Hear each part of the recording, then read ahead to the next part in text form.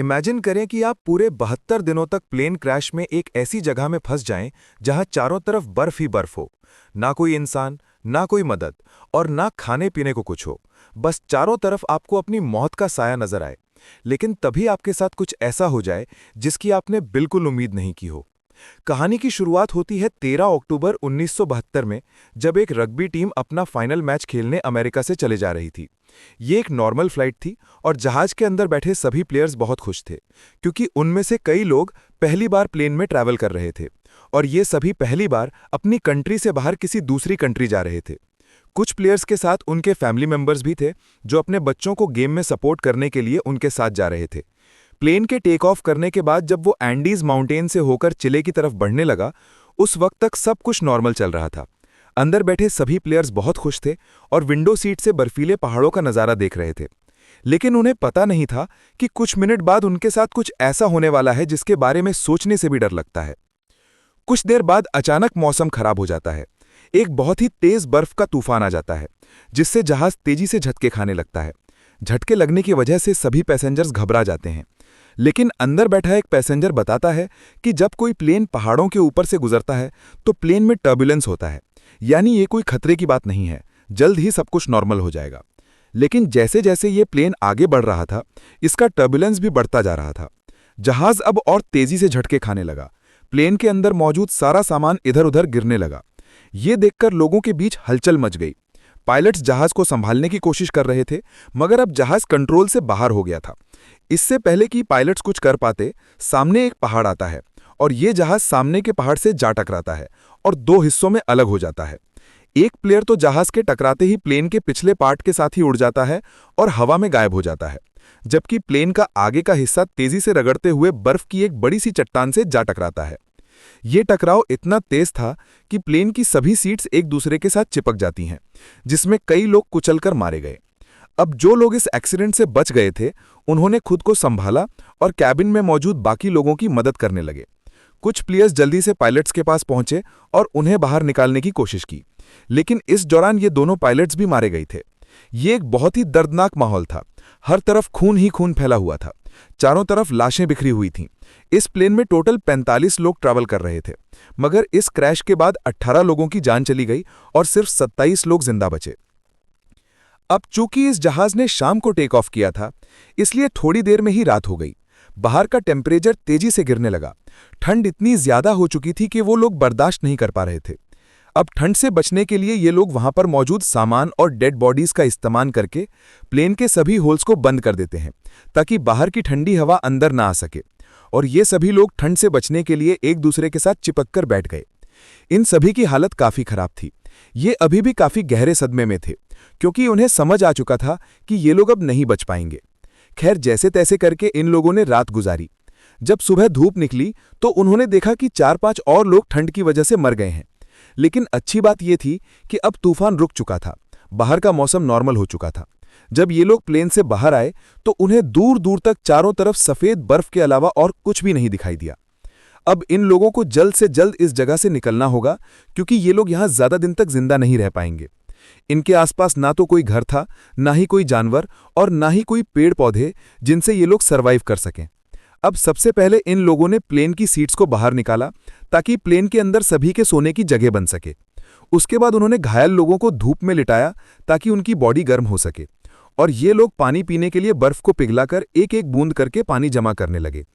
उसके बाद उन्होंने सभी लोगों का सामान इकट्ठा किया। कोई काम की चीज मिलने पर उसे एक अलग सूटकेस में रखते गए। अब जो लोग इस एक्सीडेंट में मारे गए थे, उनकी बॉडीज को कुछ लोग प्लेन से दूर लाते हैं और उन्हें बर्फ से ढक देते हैं, ताकि उन्हें सड़ने से बचाया जा सके। और जब यहां मदद पहुंचे तो ये लोग उन डेड बॉडीज को अपने साथ ले जा सकें। जब चीजें थोड़ी सुलझ गईं तो इन लोगों ने सुकून की सांस ली। इन सभी को बहुत ज्यादा भूख लगी हुई थी। अब बचे हुए खाने में से एक एक टुकड़ा सब में बांटा गया। वैसे तो खाने का ये एक टुकड़ा बहुत ही कम था, पर जिंदा रहने के लिए इतना काफी था।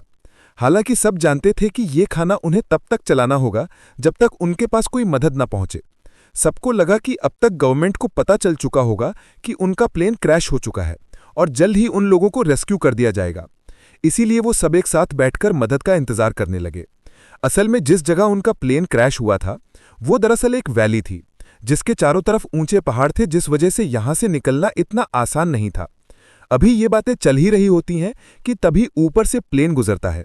प्लेन को देखकर ये सभी जोर जोर से चिल्लाकर अपनी मौजूदगी जाहिर करते हैं, लेकिन इसका कोई फायदा नहीं होता, क्योंकि वो प्लेन काफी ऊंचाई पर था, जिससे वो नीचे मौजूद फंसे हुए लोगों को देख नहीं पाता और प्लेन उनकी नजरों के सामने से होते हुए गायब हो जाता है। कुछ घंटे बाद रात हो गई।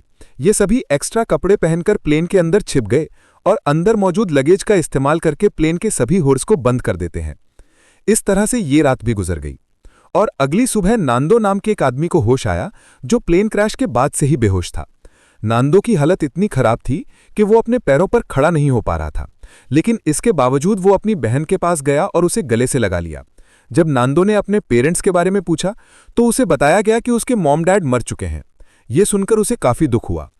उधर बाकी लोगों ने दोबारा से बर्फ पिघलाई और थोड़ा पानी इकट्ठा करके उसे पीकर गुजारा करने लगे। उन्होंने जमीन पर एक्स का साइन भी बनाया ताकि ऊपर से गुजरने वाले जहाज को नजर आ सके। कुछ देर बाद एक और प्लेन उनके ऊपर से गुजरा, जिसे देखकर ये लोग बहुत खुश हो जाते हैं और इन लोगों ने शीशे चमकाकर उसका ध्यान खुद की तरफ खींचने की कोशिश की, लेकिन ये प्लेन भी उन्हें इग्नोर करके चला गया। ये लोग खुश थे क्योंकि उन्हें लग रहा था कि शायद उस प्लेन ने हमें देख लिया है और अब बहुत जल्द उनके पास मदद पहुंच जाएगी। लेकिन इस तरह से एक रात और गुजर गई, पर कोई उन्हें बचाने नहीं आया। अब उन्हें समझ आ जाता है कि यहां हमें कोई भी बचाने नहीं आएगा, इसीलिए ये लोग सोचते हैं कि हम सब इस बंद इलाके में अपनी जान कैसे बचा सकते हैं। तभी उन्हें ख्याल आया कि प्लेन के पिछले हिस्से में कुछ बैटरीज पड़ी थीं और अगर हम इन बैटरीज को यहां ले आएं तो बैटरीज की मदद से हम प्लेन के रेडियो को चला सकते हैं और बाहर की दुनिया से कांटेक्ट कर पाएंगे। अब सभी को यह आइडिया पसंद तो आया, लेकिन इस काम को अंजाम देना इतना आसान नहीं था जैसा वो सोच रहे थे, क्योंकि जहाज का पिछला हिस्सा जो क्रैश के दौरान टूटकर अलग हो गया था, पता नहीं वो हिस्सा अब कहां होगा। खैर, उन्होंने प्लेन के पिछले हिस्से को ढूंढने का फैसला किया। इसके बाद उन्होंने लेदर और कांच का इस्तेमाल करके कुछ गॉगल्स बनाए ताकि ये गॉगल्स तेज बर्फीले तूफान में उनकी आंखों का प्रोटेक्शन कर सकें, और ग्रुप के 4 लोग उन बैटरीज को लाने चले गए। लेकिन थोड़ी दूर जाने के बाद जब उन्होंने पीछे मुड़कर देखा तो उन्हें उनका जहाज कहीं भी दिखाई नहीं दिया और अब उन्हें एहसास हुआ कि इतने सारे बर्फ के बीच किसी को भी उनका प्लेन नहीं दिखेगा और शायद इसीलिए अभी तक कोई उन्हें बचाने नहीं आया। अब ये लोग आगे बढ़ने की कोशिश करते हैं कि तभी वहां मौजूद बर्फ खिसकने लगी। ये देखकर ये लोग डर जाते हैं और वापस अपने जहाज की तरफ आ जाते हैं। इस तरह से इन लोगों को यहां फंसे हुए 6 दिन गुजर जाते हैं और 1 हफ्ते बाद प्लेन में मौजूद सारा खाना खत्म हो गया। अब ये इलाका बर्फ से ढका हुआ था और आसपास ना तो कोई जानवर था, ना ही कोई पेड़ पौधे। इसीलिए अब उन्हें अपना पेट भरने के लिए कुछ ना कुछ तो करना होगा। खाने के लिए कुछ भी ना मिलने पर वो लोग पत्थरों पर जमी हुई मॉस खाने लगे, जिसका टेस्ट बहुत ही गंदा था, पर मजबूरी में उन्हें खाना पड़ा। यहां नांदो ने कहा कि अगर उसे मरे हुए लोगों की बॉडीज भी खानी पड़े तो वो खुद को जिंदा रखने के लिए ये भी करेगा। ये सुनकर सभी लोग सोच में पड़ गए। जल्द ही इन सभी के बीच बहस होने लगी कि उन्हें मरे हुए लोगों को खा लेना चाहिए या फिर भूख से मर जाना चाहिए। कुछ लोगों का कहना था कि ऐसा करना ठीक नहीं, ऐसा करने पर हमें ऊपर वाला माफ नहीं करेगा। जिसके बाद उन्होंने अपने पेट पर पत्थर रखकर गुजारा किया। ऐसे ही वक्त गुजरता गया और वक्त के साथ साथ उनकी भूख भी बढ़ती गई। हाल ये था कि ये सभी अपने जूतों की लेस और सिगरेट तक खाने पर मजबूर हो गए। लेकिन कई दिनों से भूखे रहने के बाद उन चीजों से उनकी भूख कहाँ मिटने वाली थी। ऐसे ही कुछ दिन और गुजर गए और भूख के चलते नांदो की बीमार बहन मर गई। नांदो ने अपने माता पिता के साथ साथ अपनी बहन को भी खो दिया। इस तरह से वक्त गुजरता गया और इन लोगों ने जैसे तैसे करके खुद को 9 दिनों तक जिंदा रखा। लेकिन अब तक उनकी भूख इतनी बढ़ चुकी थी कि उनके दिमाग ने भी काम करना बंद कर दिया था और अब उनकी मौत उनसे सिर्फ 1 कदम दूर थी। अब उनके पास कोई और दूसरा चारा नहीं था, इसीलिए उन्होंने डेड बॉडीज को खाने का फैसला किया। सबसे पहले 4 लोग प्लेन से बाहर गए और लाशों को काटकर खाने लगे। उन्हें खाते देख कुछ और लोगों ने भी अपना मन बदल दिया और वे भी उनके पास गए अपना पेट भरने के लिए। लेकिन 5 लोग ऐसे थे जिन्हें अपनी मौत तक मंजूर थी, पर किसी दूसरे इंसान को खाना ठीक नहीं समझा। अगले दिन से ये लोग लाशों को दूर ले जाकर काटने लगे ताकि इन 5 लोगों को कोई तकलीफ ना हो। यहां पर नुमा नाम के एक लड़के को बर्फ में दबा एक सूटकेस मिला। सूटकेस को खोलने पर उन्हें अंदर एक रेडियो मिला। रेडियो को ऑन करने के बाद उन्हें पता चलता है कि इसमें सिग्नल नहीं है, जिसके लिए इन लोगों ने चीजों को जोड़कर एक एंटेना बनाया और इस रेडियो पर उन्होंने एक न्यूज सुनी जिसमें बताया जा रहा था कि सरकार ने उनकी खोज में कई रेस्क्यू ऑपरेशंस चलाए थे और 66 के करीब हवाई जहाजों को उनकी तलाश में भेजा था। लेकिन इतनी कोशिशों के बावजूद जब इन लोगों का कोई अता पता नहीं चल सका तो सरकार ने उन्हें मरा हुआ डिक्लेयर कर दिया। इसीलिए अब सरकार इन लोगों को ढूंढना बंद कर चुकी है। ये खबर सुनकर ग्रुप के सभी लोगों की हिम्मत टूट गई और उनके जिंदा बचने की सारी उम्मीदें मिट्टी में मिल गईं। अब उन बचे हुए 5 लोगों में से जिन्होंने डेड बॉडीज को खाने से इनकार कर दिया था, उनमें से 4 लोगों ने भी मांस खा लिया, क्योंकि वो जान चुके थे कि यहां उनकी कोई मदद करने नहीं आएगा और अब उन्हें इसी तरह यहां रहकर गुजारा करना होगा। पर नांदो ने हार नहीं मानी और उसने कहा कि वो मरते दम तक रास्ता ढूंढता रहेगा ताकि वो सबको बचा सके।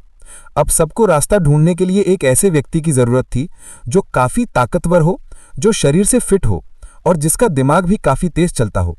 जिसके लिए उन्होंने ग्रुप के सभी व्यक्तियों को चेक किया और पता चला कि हर एक व्यक्ति किसी न किसी चीज से बीमार हो रहा है।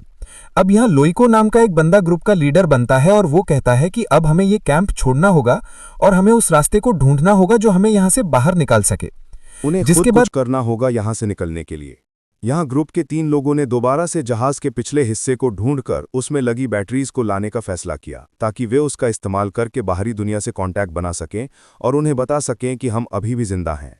इसके बाद 3 लोग प्लेन के पिछले हिस्से को ढूंढने निकल पड़े और कई घंटों तक चलने के बाद उन्हें प्लेन के कुछ टुकड़े मिले जिन्हें ये लोग उठा लेते हैं और साथ ही उस खिलाड़ी की लाश भी मिली जो क्रैश के वक्त उनसे बिछड़ गया था। उन्होंने उसकी लाश को दफना दिया और अपना सफर जारी रखा क्योंकि अब उन्हें भी अंदाजा हो चुका था कि प्लेन का पिछला हिस्सा यहाँ आसपास ही होगा। घंटों की चढ़ाई के बाद ये सभी काफी थक चुके थे और इन बर्फीली हवाओं के चलते उनका सांस लेना भी मुश्किल हो रहा था।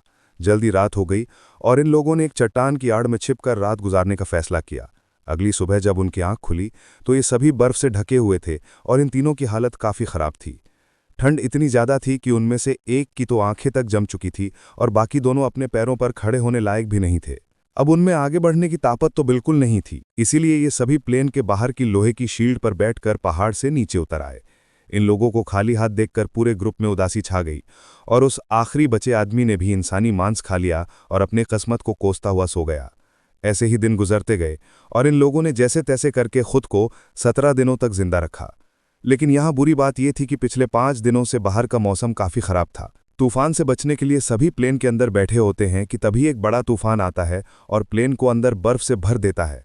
अंदर मौजूद कई लोग बर्फ के नीचे दब जाते हैं। अब जो लोग ऊपर रह गए थे वो इस हादसे से काफी घबरा गए, लेकिन फिर उन्होंने हिम्मत दिखाते हुए बर्फ को खोदकर अंदर दबे लोगों को बाहर निकाला। अब सभी लोग तो समय रहते बाहर आ गए, लेकिन एक लड़की बर्फ में काफी नीचे तक दब गई थी, जिसकी बर्फ में दम घुटने से मौत हो गई। ये लोग बहुत ज्यादा घबराए हुए थे और ये लोग इस हादसे से ठीक से संभल नहीं पाए थे कि तभी उन्हें बाहर से अजीब सी आवाजें सुनाई देने लगी। जब ये लोग बाहर की तरफ देखते हैं तो उन्हें पता चलता है कि एक और तेज तूफान उनकी तरफ आ रहा है जो पहले से भी ज्यादा तेज है। एक और तूफान आता है और ये सभी दोबारा से बर्फ में दब जाते हैं। ये तूफान इतना तेज था कि पूरा का पूरा जहाज बर्फ से भर गया। कुछ लोगों की तो मौके पर ही मौत हो गई। अंदर फंसे लोगों के पास अब निकलने का कोई रास्ता नहीं था, जिसमें से एक साथी ने फटाफट जहाज की छत में एक छेद बनाया ताकि उन्हें ऑक्सीजन मिल सके और दम घुटने से बच सके। ये लोग हाथ जोड़कर सिर्फ यही विश कर रहे थे कि अब उनके ऊपर और बर्फ न गिरे, वरना ये सभी हमेशा के लिए यहीं दबकर रह जाएंगे। कुछ घंटों बाद उन्होंने खुद को संभाला और कुल 8 डेड बॉडीज को इकट्ठा करके उन्हें कोने में रख दिया। अब इस तरह से उन्हें यहाँ फंसे हुए 18 दिन गुजर चुके थे और उनका भूख से बुरा हाल हो गया था। अब जिंदा रहने का सिर्फ एक ही रास्ता था कि वे अंदर मौजूद डेड बॉडीज का मांस खा लें, लेकिन ऐसा करना इन सभी के लिए बहुत मुश्किल था क्योंकि ये सभी डेड बॉडीज उनके अपने लोगों की थीं। अब ये सब देखकर न्यूमा नाम के उस लड़के ने खुद पर से कंट्रोल खो दिया। वो गुस्से में आया और प्लेन की खिड़की तोड़ने लगा। इस दौरान कांच का एक टुकड़ा उसके पैर में घुस गया, लेकिन इसके बाद भी वो रुका नहीं और बर्फ में छेद करता गया। पूरे 2 दिनों की मेहनत के बाद ये सब ऊपर की तरफ छेद करने में कामयाब हुए, जिसके बाद वे सभी बाहर निकल आए। बाहर आकर ये सभी इतने खुश थे जैसे ये सभी मौत की कैद से आज़ाद हो गए हों। उन्होंने जिंदा बचने की खुशी मनाई और फिर बर्फ खोदकर प्लेन को बाहर निकालने लगे। इस दौरान न्यूमा नोटिस करता है कि उसके पैर में जो चोट लगी थी उसमें अब कोई दर्द नहीं है, क्योंकि बर्फ ने उसके जख्म को सुन्न कर दिया था। हालांकि वो इस पर ज़्यादा ध्यान नहीं देता और बर्फ खोदना जारी रखता है। अब आसमान में सूरज निकला हुआ था, इसलिए उन्हें बर्फ खोदने में ज़्यादा परेशानी नहीं हुई और कुछ घंटों में ही जहाज़ बाहर आ गया। अब धूप काफ़ी अच्छी थी, इसलिए वे सभी प्लेन के पिछले हिस्से को ढूंढने की सोचने लगे, लेकिन उन्हें कोई आइडिया नहीं था कि वे इन बर्फीली रातों का सामना कैसे करेंगे। इसलिए उन्होंने थोड़ा और इंतजार करने का फैसला किया, क्योंकि गर्मियों का मौसम आने वाला था और इस दौरान इस चढ़ाई को पार करना थोड़ा आसान होगा। देखते ही देखते 34 दिन गुजर गए और अब मौसम पहले से थोड़ा बेहतर हो गया। अब जो लोग पहली बार प्लेन की तलाश में गए थे उनकी तबीयत अभी तक खराब थी और वे दोबारा से चढ़ाई करने की हालत में बिल्कुल नहीं थे। कुछ घंटों बाद उन्हें पता चलता है कि उनका एक और साथी भूख के चलते मर गया है। ये देखकर ये लोग बहुत ज़्यादा मायूस हो जाते हैं और उसे बर्फ में दफना देते हैं। ऐसे ही 2 दिन और गुजर गए और 36वें दिन उन्होंने फैसला किया कि अगर उन्हें अपनी जान बचानी है तो जहाज़ के बैक साइड से बैटरीज लाकर बाहरी दुनिया को इन्फॉर्म करना होगा, वरना हम एक एक करके सब मर जाएंगे। जिसके बाद ग्रुप के 4 लोगों ने ऊपर चढ़ाई करने का फैसला किया और उन 4 लोगों के नाम थे रोबर्टो, टिनटिन, न्यूमा और नांडो। इन लोगों ने ठंड से बचने के लिए ढेर सारे कपड़े पहने और प्लेन की तलाश में निकल पड़े, लेकिन कई घंटों तक चलने के बाद भी उन्हें उनका प्लेन कहीं दिखाई नहीं दिया। तभी न्यूमा की तबीयत बिगड़ने लगी और वो चक्कर खाकर गिर जाता है। यहाँ बाकी लोगों ने देखा कि उसके पैर की चोट में इन्फेक्शन फैल चुका है, इसीलिए वे सब तय करते हैं कि वापस न्यूमा को नीचे ले जाएंगे, लेकिन न्यूमा ने ऐसा करने से मना कर दिया। उसने अकेले ही नीचे जाने का फैसला किया और बाकी लोगों से आगे बढ़ने को कहा। अब न्यूमा प्लेन के पास तो लौट आला, लेकिन उसकी हालत इतनी खराब थी कि वहां पहुंचते ही वो बेहोश हो गया। थोड़ी देर बाद जब उसे होश आया तो उसने देखा कि उसके साथी प्लेन से बर्फ हटाने की कोशिश कर रहे थे। वो भी उनकी मदद करना चाहता था, लेकिन कमजोरी के मारे वो हिल तक नहीं पा रहा था। दूसरी तरफ वे 3 साथी कई घंटों का सफर तय करने के बाद उस जगह पहुंच गए जहां प्लेन का पिछला हिस्सा था, जो चट्टान से टकराने के बाद टूट गया था। इसे देखकर ये तीनों बहुत खुश हो जाते हैं और प्लेन के पिछले हिस्से के पास जाते हैं। जब ये तीनों जहाज की जांच करने लगे तो उन्हें बैटरीज के अलावा और भी बहुत कुछ मिला, जैसे कि ढेर सारे कपड़े, रम की बॉटल्स और कई सारे सिगरेट के पैकेट्स। ये लोग सामान लेकर वापस प्लेन के पास आते हैं, जहां उन्होंने बैटरी को प्लेन के रेडियो में डाला और बाहरी दुनिया से कांटेक्ट बनाने की कोशिश की, लेकिन बदकिस्मती से रेडियो खराब हो चुका था और इस तरह से उनकी आखिरी उम्मीद भी मिट्टी में मिल जाती है। उधर नोमा की तबीयत भी गिरती जा रही थी और अब उसका इन्फेक्शन पूरी बॉडी में फैल चुका था। प्लेन से मिला खाना भी अब खत्म हो गया था, इसीलिए ये सभी दोबारा से ह्यूमन मीट खाने लगे। नोमा ने खाना पीना बंद कर दिया ताकि बाकी लोगों के लिए ज्यादा खाना बचे, क्योंकि वो जान चुका था कि अब उसकी जान नहीं बचेगी। अब ग्रुप के कुछ लोग एक बार फिर प्लेन के पिछले हिस्से तक गए, उस उम्मीद में कि उन्हें कुछ काम लायक मिल सके। इस बार उनकी किस्मत ने साथ दिया और उन्हें एक वाटरप्रूफ कपड़ा मिला, जिसे जोड़कर उन्होंने एक स्लीपिंग बैग बनाया। इसके बाद उन्होंने रेडियो पर खबर सुनी कि प्लेन क्रैश को 58 दिनों के गुजर जाने के बाद अब सरकार उन्हें ढूंढने के लिए एक आखिरी मिशन चलाएगी। ये खबर सुनकर सभी में दोबारा से जान आ गई और जिंदा रहने की एक छोटी सी उम्मीद मिली। यहाँ कुछ लोगों ने कहा कि हमें यहीं रुककर उनका इंतजार करना चाहिए, जबकि बाकी लोगों ने कहा कि अगर हम यहीं रहेंगे तो कोई भी हमें देख नहीं पाएगा, इसलिए हम में से कुछ लोगों को पैदल चलकर मदद बुलानी चाहिए। रात को नूमा की तबीयत बहुत ज्यादा बिगड़ने लगी। वो अपनी जिंदगी की आखिरी सांसें ले रहा था। मरने से पहले उसने सभी से कहा कि जब मैं मर जाऊं तो तुम सब मुझे अपना खाना बना लेना। ये शब्द कहकर नूमा की मौत हो गई। नूमा के इन आखिरी शब्दों से सबको हिम्मत मिलती है और उन्हें नूमा के पास से एक लेटर मिला। उस लेटर में नूमा ने लिखा था कि वो बहुत खुश है कि वो अपने दोस्तों के बीच मरा, क्योंकि उसे इससे अच्छी मौत नहीं मिल सकती। अब नूमा का लेटर पढ़कर सभी के अंदर एक अलग सा जोश आ गया और ग्रुप के 3 लोग दोबारा से मदद की तलाश में निकल पड़े। इन तीनों ने एक स्लीपिंग बैग और ढेर सारा खाना लेकर अपना सफर शुरू किया। इस बार इन तीनों ने ठान लिया था कि वे हर हाल में इन पहाड़ों को पार करेंगे और चिले तक पहुंचकर सबके लिए मदद बुलाएंगे। ये तीनों बिना रुके चढ़ाई करते रहे और जब रात हुई तो वे उस स्लीपिंग बैग के अंदर सो गए। अगली सुबह उन्होंने फिर से अपनी चढ़ाई शुरू कर दी और पहाड़ की चोटी तक पहुंच गए, लेकिन ऊपर का नजारा देखकर मानो उनकी हिम्मत टूट गई। उनके सामने पहाड़ ही पहाड़ थे और इसका मतलब था कि उन्हें अभी काफी लंबा रास्ता तय करना था। उनके मन में ख्याल आया कि वे सभी वापस लौट जाएं, क्योंकि इस सफर को पूरा करने के लिए उनके पास 3 लोगों का खाना नहीं था। यहाँ टिनटिन ने अपना खाना इन दोनों को दे दिया और खुद वापस लौट गया ताकि ये दोनों इस सफर को आसानी से पूरा कर सकें। हालांकि ये सफर काफी लंबा और चैलेंज से भरा हुआ था, लेकिन फिर भी इन दोनों ने हार नहीं मानी और आगे बढ़ते रहे और आखिरकार 10 दिनों तक लगातार चलने के बाद इन दोनों की मेहनत रंग लाई। वे एक ऐसे इलाके में पहुंचे जहां ऊपर के मुकाबले बर्फ काफी कम थी। इन दोनों को एक साफ पानी की नदी भी मिली, जहां रुककर उन्होंने ढेर सारा पानी पिया। तभी कुछ ऐसा हुआ जिसकी किसी ने उम्मीद नहीं की थी। उन्हें घोड़े पर सवार एक आदमी दिखा जो नदी के उस पार खड़ा था। पहले तो इन दोनों को उस आदमी को देखकर अपनी आंखों पर यकीन नहीं हुआ। वे समझ रहे थे जैसे वो सपना देख रहे हों, पर जल्द ही उन्हें एहसास हुआ कि ये भ्रम नहीं बल्कि सच में एक इंसान है। उस आदमी को देखकर उनकी खुशी का ठिकाना नहीं रहा। उन्होंने जोर जोर से चिल्लाकर उस आदमी से मदद मांगी, लेकिन वो आदमी उनकी बात नहीं समझ पाया, क्योंकि वो उनसे काफी दूर था और बहते पानी के शोर में कुछ सुन नहीं पा रहा था। इसलिए उसने एक पेपर और पेंसिल नदी के उस पार फेंके ताकि ये दोनों लिखकर कुछ बता सके, और इन दोनों ने उस कागज पर अपनी सारी कहानी लिख दी। कागज पर लिखी सारी कहानी पढ़ने के बाद यह आदमी उस कागज को लेकर सरकारी ऑफिसर के पास पहुंचा, जहां ऑफिसर को भी पता चला कि 2 महीने पहले जिस प्लेन क्रैश में हम लोगों को मरा हुआ समझ रहे थे, उनमें से कुछ लोग अभी भी जिंदा हैं। और खबर मिलते ही सरकार ने इन सभी लोगों को बचाने का मिशन चालू कर दिया। यह आदमी रोबर्टो और नांडो को अपने घर ले आया, जहां उन्होंने पेट भरकर खाना खाया। अब ये खबर पूरे शहर में आग की तरह फैल गई और बहुत जल्द वहां रिपोर्टर्स का मेला लग गया और बर्फीले पहाड़ों के बीच फंसे लोगों ने भी ये खबर रेडियो पर सुन ली, जिसे सभी खुशी के मारे उछलने लगे। इसके बाद उन्होंने